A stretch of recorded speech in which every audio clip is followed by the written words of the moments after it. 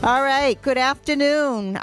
We want to welcome Chief Montminy and Jean back with us for Lunch and Learn. First Friday of the month, so thank you for helping. We're also welcoming Kevin Donohue today from the Worcester DA, and the Chief will be introducing him shortly. So I just have a couple of announcements just to let you know. So the annual Springtown meeting is next week, Tuesday, May 10th at 7 p.m. That is at the Valley Chapel Church, located at Route 16. So that's at 7 o'clock on the 10th. And then on Wednesday, the Uxbridge Elderly Connection, which is our major fundraising arm for the Senior Center, is having their annual meeting at 5 p.m. Here on May 11th. We are having our Mother's Day celebration next Friday, but happy Mother's Day to everyone. Also, we do have a COVID booster clinic scheduled for Monday, May 16th, and that's from 10 a.m. to 12 p.m. That's here at the Senior Center. That is sponsored by the Uxbridge Board of Health and the Salmon VNA. You have to go online to register for that, to make an appointment. So if you are interested, you can see either myself or Gail. We'll make sure that you get signed up for that. Also check the calendar. There's a couple days this month that there will be no lunch here because we are having staff trainings going on. So just so you know, just check out the calendar. For as far as activities, Sally? Yeah, guys, we have taken down, thank you, a lot of my activities are full. So I had to take them off the board because people want to do them so bad. They just keep signing up underneath the full sign. So I had to pull them off the board. But that's a good thing that we're doing it that way. And just to let you know, we did get our tickets for the Woo Socks. And it's going to be a fabulous day no matter what. It's going to be awesome. We're going to try to do it one more time for the season. It was only 2 days. August. 2 days where they had a day game that we could go to. So that's another thing. But we're starting, we didn't do walking club this week. It will start Wednesday at 10. If anybody can meet us there, feel free. And the bird watching group is still going to go off. And Hobby Lobby is full. And we still have some room for the sheriff's picnic. It's not an actual picnic, guys. It's, you do not leave your seat on the bus. We drive through it and they jump on and jump off. It is fun. We had fun last year. But that's a quick thing. They washed the entire van except the roof because I did ask. Right, Gail? Yeah. They asked. They don't do roofs for some reason. I don't know. They were football players. You'd think they could, but they didn't. So I think that's about it for us. Happy Mom's Day to all you guys who are mothers and to all of you who help with other people's mothers. We appreciate you. That's about it. And Jean, our countdown is on. We're going to miss you, girl. We're going to miss you. Yeah. We will cherish these last couple months. Yeah, we'll see. We'll make a date. Jean is retiring the end of June, right, Jean? Oh, July, end of July. Yeah, sorry. We didn't say what year. Yeah. I'm hoping you change your mind too. Thank you. That flip, there was competition. Yeah, there you go. Even Jean. Woo! That's it. Okay, and our new tables are supposed to be coming in on Monday, so hopefully we'll get those put together, and these will be replaced maybe next week. Ask the chief to send us some officers to put them together. Big, strong men. You know what? I'll send Jean. Yeah. That's payback for retirement. We'll take you. We'll take you. Not to worry about that. Get the job done. That's right. That's right. Well, she's worth about 5 officers, isn't she? Yeah. You know What what? are you doing the sheriff's picnic? Okay, so we're going to have our speaker as soon as everyone's served. Okay, just so you know. So let's do a moment of silence before lunch.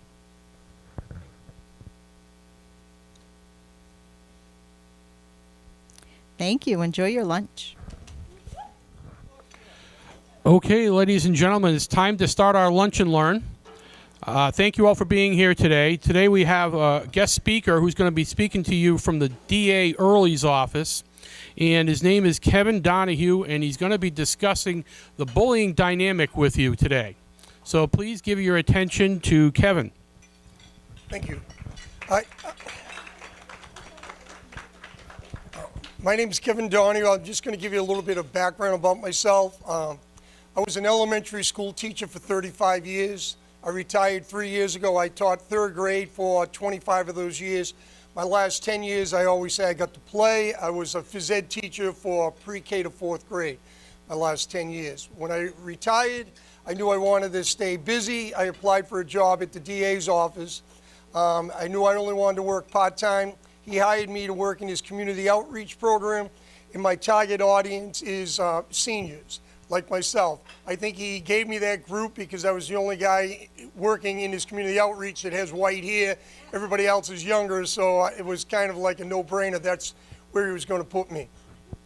I just want you to realize the DA is truly an advocate for seniors. He's constantly looking at programs. He has what he calls his drug reinvestment money. So if like your senior center, if for some reason there's a grant that you're trying to look at, if you write something up and you make it clear that it's in a safe, drug-free environment, the DA is always eager to help and assist with any type of program that you're looking at as far as that goes. I've worked with a few other agencies and have been able to get money for people that way. So just keep that in mind. Today I'm here to talk about the bullying dynamic, but before I do that, I always just want to quickly mention something about scams. $148 million in the first 9 months of 2021 was paid to scammers through gift cards. Now, everybody's always preaching, don't use gift cards to make a payment to scammers, but scammers are good at what they do, and they convince you that's the only form of payment they will take. Just remember, gift cards are for gifts, and if someone's telling you they need a payment through a gift card, it's probably a scam. And the only other thing I want you to realize is the number one way scammers reach out to you right now, the number one way is by phone. It's either phone call or text messages. And even myself, I get a lot of texts every day that I'm looking at, and sometimes they even say, hey, Kevin. They use your first name to get your attention, but I don't even bother reading. Usually there's a link in them or a phone number that they want you to click the link. And once they do that, they can download malware or spyware onto your computer or onto your phone. Or if you call them, they know now they have an active person, someone who's willing to participate in a scam. Even if they don't make it through getting you that first time, once you call or once you click, you get put onto a major list where these lists can get sold with your phone number or your emails. So you got to be very careful. I always say if someone calls you and you don't recognize the number, let it go to voicemail. At that point, you can make an educated decision about whether or not you want to call the person back. Okay? All right. Now, with that said, I'm going to start today's presentation. Today's presentation is called Creating a Caring Community. All right? It's a presentation to address bullying and to create a caring, safe environment for everyone to enjoy. Now, when I sat over here today, I said, is this someone's seat? And they said, well, we don't have assigned seats here. And then someone said, well, but some people always do sit in the same spot. I said, well, we all are creatures of habit, just as long as they don't think that that seat becomes their seat because they've sat there. And if someone else goes to sit in it on a given week, where they're walking over to someone saying, hey, that's my seat, you can't sit there. Because that is a form of bullying. And in all senior centers, we all have the right to feel comfortable, and we all have the right to walk in and sit wherever there's an open seat and feel comfortable. Now, this is what a 70-year-old gentleman said after experiencing bullying. I'd just go to my room and barricade my door and just pray. I felt like a slug, like I was nothing, like I wasn't even human. Now, COVID created a unique time where we were all put into basically like a self-quarantine, so to speak. But from being isolated, we found out a lot of things can happen. Okay, and a lot of them not good. Cognitive decline, depression. Now, with this gentleman isolating himself into his room, those are things that potentially could happen to him. Now, if he was experiencing bullying and he didn't feel comfortable speaking to a director or whoever where he was living, it would have been nice if he could have reached out to either a family member or a friend who could have acted as an advocate for him. In November, I read an article about Salem Housing Authority. A woman referred to the hallway from like that door there where you walk in to right around this counter where the food was served as the hallway of intimidation. She would walk in that door, her bedroom door was right there, her apartment door, and as she would walk in, there were always 3 women standing there making remarks to her. She made a decision one day not to leave her room anymore because she was being intimidated so much by these 3 bullies. She ended up leaving her room eventually to go to the hospital. Because once you isolate yourself like that, like I said, cognitive decline, poor nutrition, there's depression, a lot of things can set in. And, you know, and don't forget that one of the most important things too is the socialization which all of you have when you come to a senior center. I mean, that's why most of us come to places, is because there are others here and we're going to be able to speak to them, and we're not just in our own home by ourselves all day. What is bullying? Bullying is a targeted, repeated pattern of behavior designed to upset, intimidate, or exclude an individual or individuals. Bullying is about social power and balance. All that means is this. Simple thing like if there was a seat right here and I went to sit there and this woman turned to me and said, "You can't sit there, we're saving it for a friend." And if I walk away, she feels strong. I feel like I'm powerless. I have no power because she just took away an opportunity where I was going to sit and maybe even create a dialogue with the other people who were sitting at that table. But now I have to step back and I have to make a decision. Do I try to sit somewhere else in the room or do I leave? And I have 4 children, and 2 of my children I know would leave. And one of them's 35, but she doesn't like any type of situation like that where she would just leave. And she's 35. She's not 75 or 80, where you would think that maybe she would be a little bit more in control, but she's not. And she holds a very powerful job, but socially, she wouldn't, she would just end up leaving. Now, bullying is not occasional disagreements or offhand remarks. I grew up in a family of 8, so I have 6 sisters and I have 1 brother. We argued all the time. That's not bullying. That's part of life. Okay, so we have to realize there is a difference having a disagreement and being bullied. And bullying is not inappropriate behavior due to dementia or any other type of mental illness. If someone is not in control of their own behavior, that can't be constituted as bullying. Now, these are specific examples of bullying. Spreading rumors or gossiping, that's talking about someone behind their back. Shunning or excluding. An example I use, like let's say there's 6 ladies all sitting here, and then one of them looks to 4 of them and they say, "Hey, why don't we go get coffee?" But they're excluding another one that's sitting at the table. If everyone's sitting together, you just put it out there, "Hey, why don't we all go get a cup of coffee?" And then everyone feels comfortable about doing it. You don't exclude 1 or 2 people from a group to move on to another activity. Bullying, specific bullying, seat saving, we covered that one. Rude comments and name calling, that's directed right to the person. Disruptive behavior, that's very simple. There could be a movie day, or the chief could be speaking and someone's in the back making all kinds of noise, trying to disrupt it, take the focus away from the chief and put it on them. And the last one's bossing or controlling. One of the things I always say is there's no seniority in being the longest member senior somewhere, because what I've found in some places is some seniors feel like some of the rules apply to others, but they don't apply to them. And sometimes some seniors who have been at a facility for a long time try to institute new policy to newcomers as if that's true, real policy. And they try to implement it in making the newcomers behave in a different way than what others have to behave. Now, there are three roles in the bullying dynamic.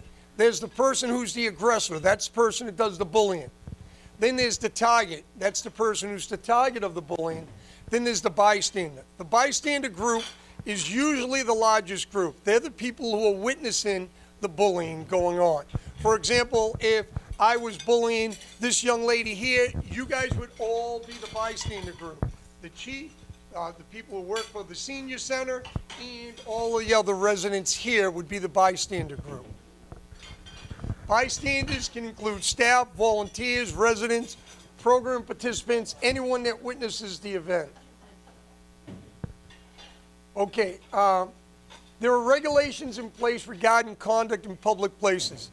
I'm sure that there are rules here that are written that probably aren't out in public because they feel that most of the seniors coming in here know how to behave and everyone conforms in a certain way.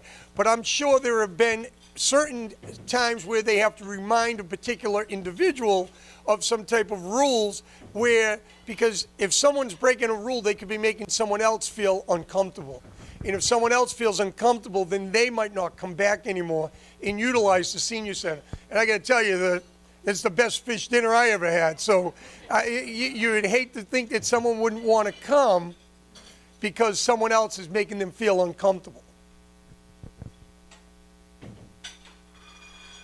All right, today's basically is going to talk about positive interactions, how the bystander group can make someone who's being bullied feel welcome. For example, if someone told, like, if this person went to sit here and this group told her she couldn't sit here, they're saving for a friend, and I overheard it, I could very simply walk over and say, hey, you want to come sit at our table? Or, you know, we're making a puzzle down there. You want to go do that? Or we're getting a drink, or we're going for a walk. You want to join our group? So she realizes there are people here who care about her. Because there have been situations where someone goes to a senior center the first day and they feel unwelcome, and then they're not going to come back. So it's important that everyone feels welcome when they come in. And positive interactions can help make everyone feel like they're part of the community and therefore invested in a positive outcome. Okay. Healthy socialization. Community places can invite socialization and help promote a healthy lifestyle. However, these experiences can be spoiled by negative interaction. This presentation will provide video examples of real-life situations that you may encounter and give you ways to respond. Now, there's I'm not sure, maybe 6 videos in this. I forget how many I put in. They were all made from a group in Worcester which was called RSVP, Retired Senior Volunteer Program. So everyone in this were seniors themselves or directors, like Suki Lapin from Worcester Senior Center plays a role in one of them as well. Now, everyone wants to sit with friends and people they know, but saving seats in public or community space can be problematic. Whenever we go in somewhere, we all want to sit with a friend. So if you really want to sit with a friend, I always say this. Meet the friends outside, walk in together, and sit wherever you can find seats. And if you can't all fit, break off into a couple of groups so you can sit with some and they can go to another place. Now, just out of curiosity, has anyone here ever gone to sit in a spot and someone's ever, and it doesn't have to be here, it could have been anywhere, and someone has ever told you you can't sit there? Has it ever happened to anyone? Just, okay, see, it happens. And how does it make you feel? Does it make you feel like welcomed? What's that? No, you want to welcome, but some people are raising their hand saying that they have felt like they've been unwelcome because people have told them they couldn't sit there. I have gone from senior centers, housing authorities, to some of the most expensive living facilities there are. And people have told me I can mention one. I'm not going to mention the facility. A woman on the first day went into the dining hall, and when she went to sit, a woman from across the hall yelled, "Hey, you can't sit there. That's my seat." Her first day in her living facility, she's being yelled at from someone across the hall. How does that make you feel? And there is no assigned seating. Leave the table. Maybe I'll call Blackstone. Uh-oh. Let's hope and pray this works. Speak with Karen, the director, so I can trust Welcome. We'll be serving lunch shortly. You can sit anywhere there's an empty seat.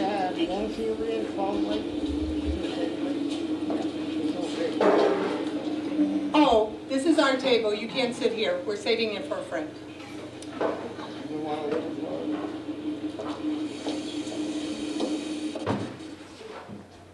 Honey, I'm not going back there. I know. I felt very uncomfortable. I've even lost my appetite.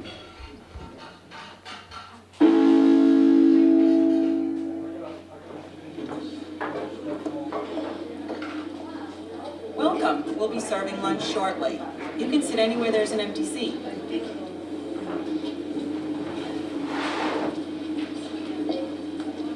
Oh, this is our table. You can't sit here. We're saving it for a friend. Hey, Joe, come sit at our table. We don't save seats here. Isn't that the policy, Sue?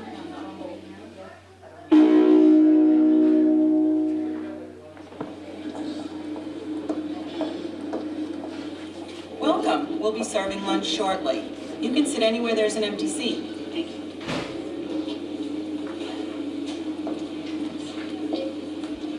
Oh, this is our table. You can't sit here. We're saving it for a friend.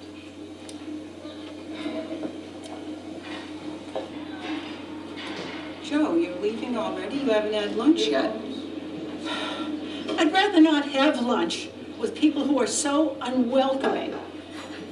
Sue, you know the senior center policy here. We're not supposed to be saving seats or tables for anybody. Everyone has the right to be here. Okay, it showed 3 scenarios. The first scenario, the woman walks in and she goes to sit down and someone tells her she can't sit there, saving it for a friend. She goes back to her apartment, she calls someone, we don't really know who she called, could be her child, could be, but it's someone, and she said that she doesn't feel welcome there and she lost her appetite and she doesn't think she wants to go back. The second scenario, the gentleman to the table heard what was going on. So he put it out there. He said, "Hey, come sit over here." And then he didn't speak to the bully, but he said it so the bully could hear it. We don't save seats here. Isn't that the policy? Now, this presentation's about de-escalating a situation, not escalating it. So it's not about you approaching the bully. You can share any information with your director about the bully, but about the bullying situation. But all we want to do here is make the target feel like they're welcome, which that man did. In the third scenario, the director overhears what's happening. She gets up, she intervenes, and she reminds the person everyone has the right to sit wherever they choose. But as I always put, the damage has already been done. If I was told I couldn't sit here and then the director came over and explains that I can sit wherever I choose, do you think I want to sit here now? No, I still don't want to. That hasn't made me necessarily feel welcome yet. I would need another resident to, invite me to come sit with them or, do an activity, do something. Reach out, make them realize that they're important, that they belong, that they have a value.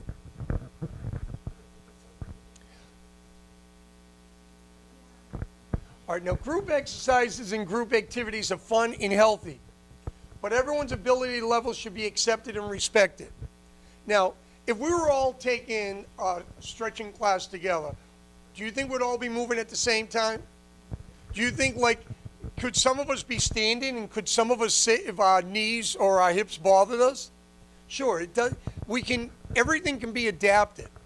But there are always those that could be in a class that are going to make a comment to an individual and make them feel unwanted.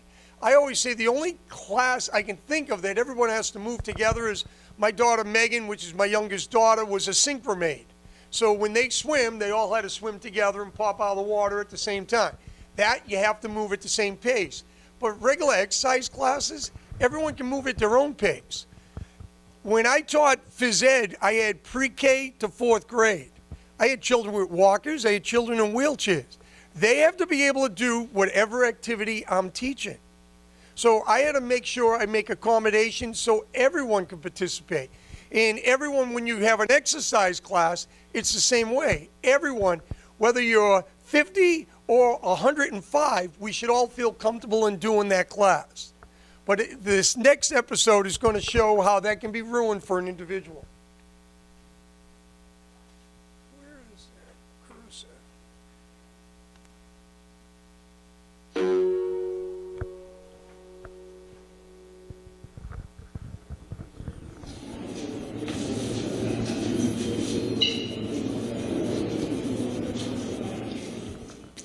Okay, let's all stand up. Let's do some marching in place.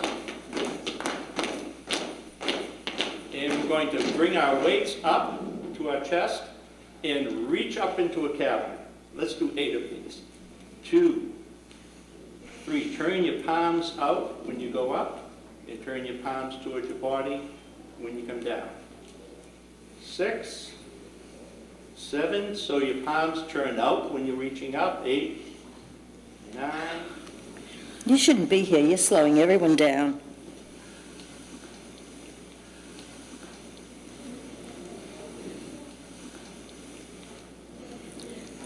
This class is way too advanced for you. My doctor said I should get more exercise, and I thought people would be supportive. I like the instructor, but this class is just not for me. I'm not coming back.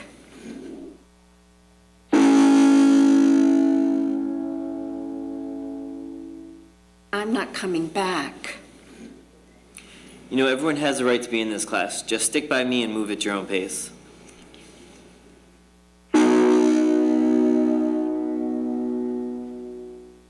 I'm not coming back.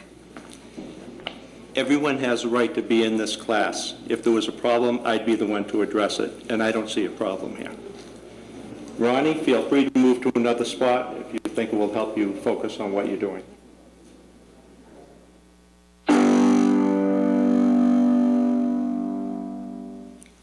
There's a chair yoga class. You'd be better off there. I'm tired of you treating me this way. I have every right to be in this class.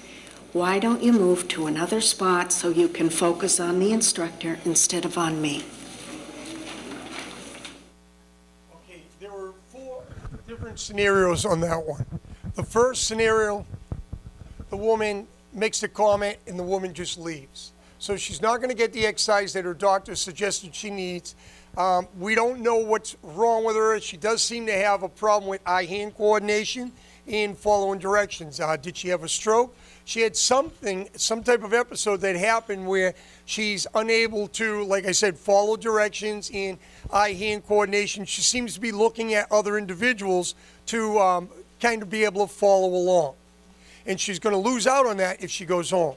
In the second scenario, the big guy to her left says, hey, just stick by me, work at your own pace, you're doing great. The third scenario, the instructor intervenes. Joe Fish walks up and reminds the person who's doing the bullying that everyone has a right to be here, and if you can't focus, maybe you want to move your spot.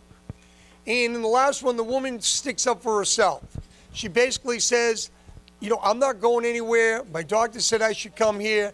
I'm going to stay. If you can't focus, maybe you should move your spot. What you want to realize is she never raised her voice. If you raise your voice to a bully, then the bully's voice is going to raise, and all you're going to have is who's going to raise their voice louder. And one person at one time, it was a gentleman, told me, loudest voice wins. I said, what do you mean by that, loudest voice wins? He said, I can be louder than a bully, so I would win. I said, that's not how it works. I said, you raise your voice, he raises his voice, and the thing could escalate beyond where it was. I said, and it could get, sometimes can become an aggressive situation. So we don't want to end up doing that. What we want to do is make the target feel welcome, and like I said, report the situation later to the director.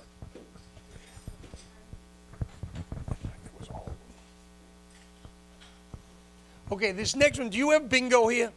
Yes. Okay, who sells the bingo cards? Is it a volunteer or is it someone who? We don't sell bingo cards. Everyone gets them. Everybody gets them? Okay. In this scenario, the woman she's going to be a newcomer, she's showing up, a volunteer runs the table, and I want you to listen to the remarks she makes. And look at the face of the newcomer as she walks in. She smiles from ear to ear as she's walking in there, and how quickly someone can take your smile away from you.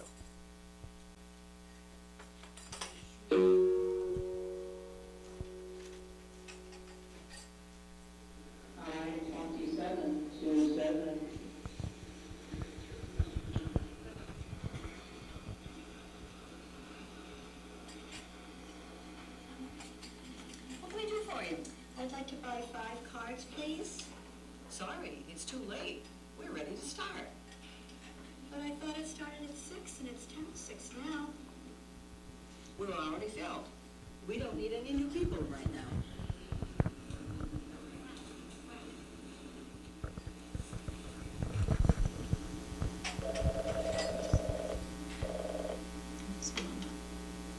Hello, June.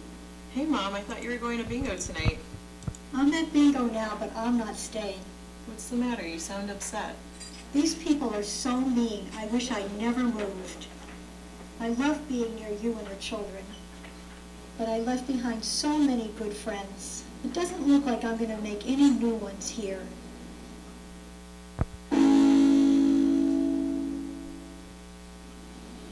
What can I do for you? I'd like to buy 5 cards, please. Sorry, it's too late. We're ready to start. But I thought it started at 6 and it's 10 to 6 now. We're already filled. We don't need any new people right now.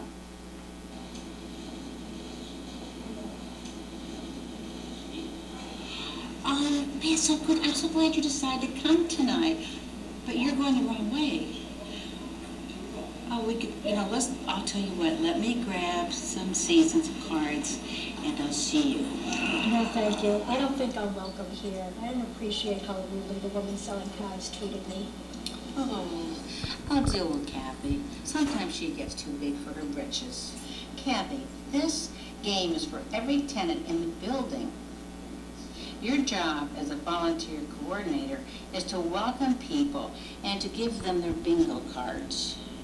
Beth is new to the game. She will be sitting with me. 10 cards, please. Okay. She walked in to get her bingo cards. She's smiling from ear to ear. How did the volunteer greet her? You're too late. Was she too late? No, it was 10 minutes early. There are no seats. Were there seats? Yes. What was the other thing she said? We don't need new people.